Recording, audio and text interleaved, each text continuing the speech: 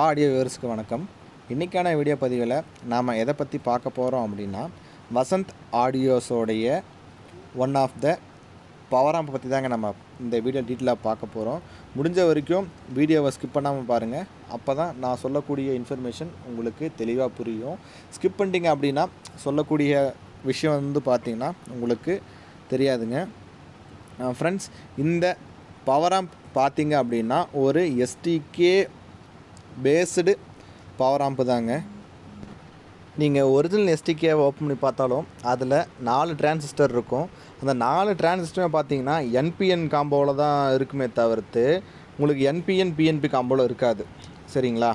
எஸ்டிகேன்றது என்ன அப்படின்னா, அது ஒரு டார்லிங்டன் பேர்னு சொல்லுவாங்க.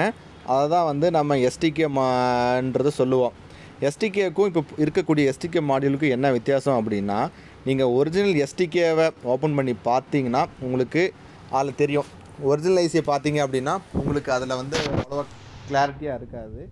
இப்போது மார்க்கெட்டில் இருக்கக்கூடிய சைனா ஐசி நீங்கள் ஓப்பன் பண்ணி பார்த்தீங்கன்னா தெரியும்.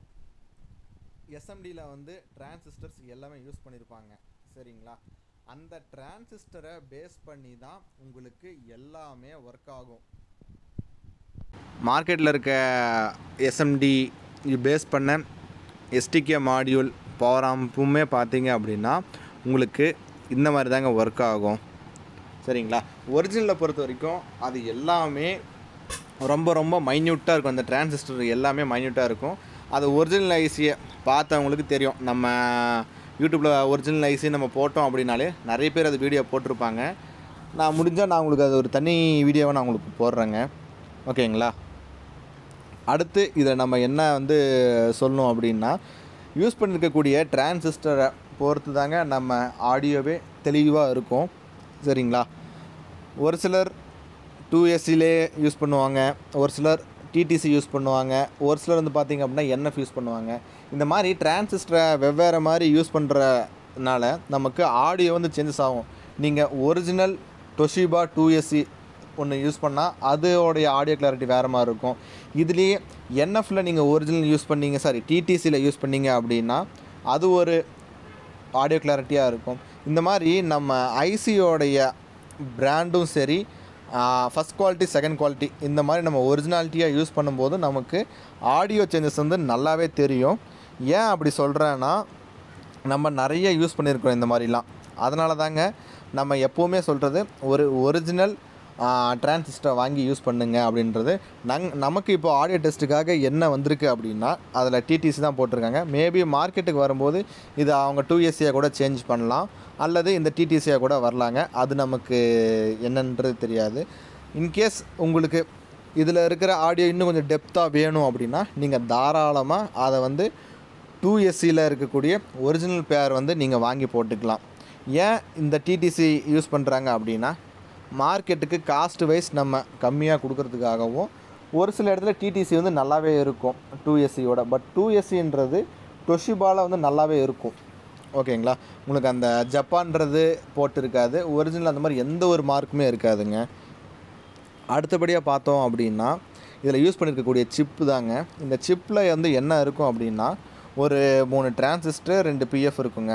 எதுக்காக அப்படின்னா, இடத்த வந்து நம்ம ரெடியூஸ் பண்ணுறதுக்காகவும் கொஞ்சம் காம்பேக்டாக இருக்கிறதுக்காகவும் தாங்க பண்ணுவாங்க.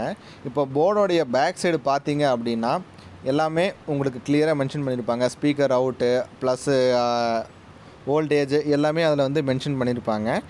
நீங்கள் போர்டோடைய ஃப்ரண்ட் லுக்கில் இப்படி தாங்க இருக்கும். இது எதுவுமே வந்து அவங்க இது மென்ஷன் பண்ணல அப்படின்னா லெஜெண்ட் எதுவுமே அவங்க இன்னும் மென்ஷன் பண்ணலங்க.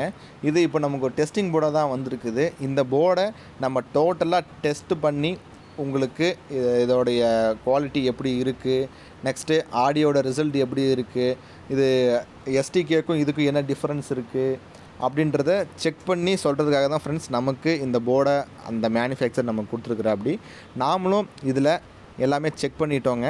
செக் பண்ணதில் பார்த்தீங்க அப்படின்னா நமக்கு ஆடியோ நல்லாவே இருக்குது. நீங்கள் ஒரு 414ல் கேட்கக்கூடிய ஆடியோவும் சரி, இதில் இருக்கக்கூடிய ஆடியோ கிளாரிட்டியும் சரி சிமிலராக தான் இருக்கும். சரிங்களா? அதை விட இது கொஞ்சம் லைஃப் நல்லாவே இருக்கும். அதே மாதிரி நிறைய பேர் வந்து ட்ரிபிள் வந்து ரொம்ப ஜாஸ்தியாகன்னு எதிர்பார்க்குறாங்க. அந்த மாதிரி ரொம்ப ஜாஸ்தியாக வரும்போது பார்த்தீங்கன்னா பவர் ஆம்ப் வந்து பயங்கரமாக ஹீட் ஆகும். ஏன்னா ஒரு ஐசி வந்து சீக்கிரம் அடி வாங்குறதுக்கான காரணம் என்னென்னா நம்ம யூஸ் பண்ணக்கூடிய ஹெச்எஃப் ரேஷியோ தாங்க. நீங்கள் ஜாஸ்தியான ட்ரிபிள் வச்சிங்க அப்படின்னா உங்களுக்கு அந்த பவர் ஆம்ப் வந்து சீக்கிரம் வந்து உங்களுக்கு அடி வாங்கிடும். அந்த ஒரு ரீசனுக்காக தான் நம்ம சொல்கிறது.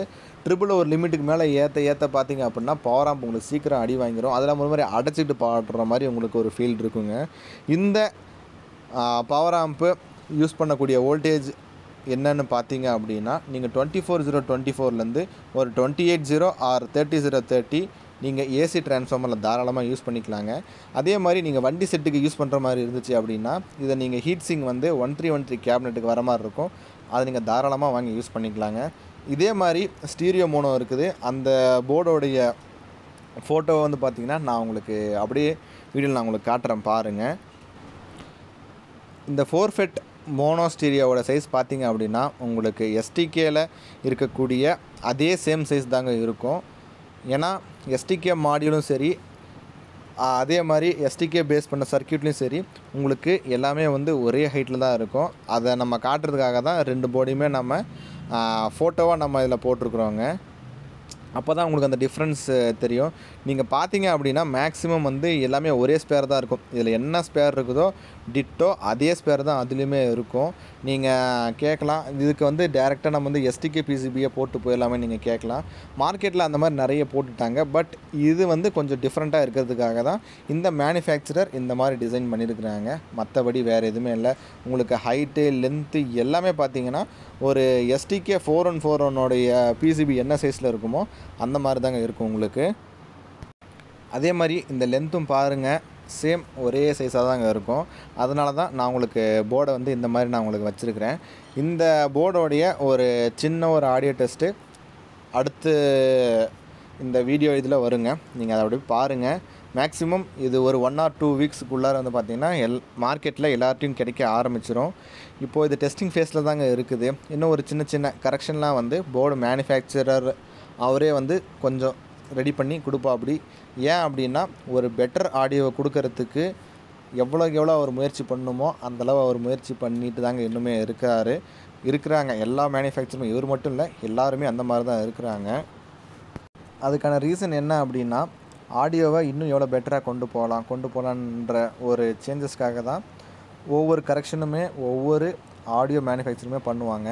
ஓகே ஃப்ரெண்ட்ஸ், இந்த போர்டோடைய ஓவர்வியூ இவ்வளோ தாங்க. இது மார்க்கெட்டுக்கு வந்தப்புறம் நம்ம இன்னொரு வீடியோவில் பார்க்கலாம். இது ஒரு ஆடியோ டெஸ்ட் கேளுங்க. இப்போது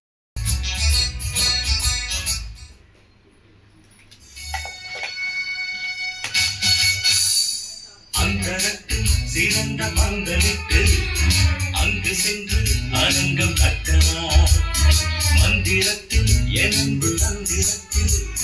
வந்து வந்து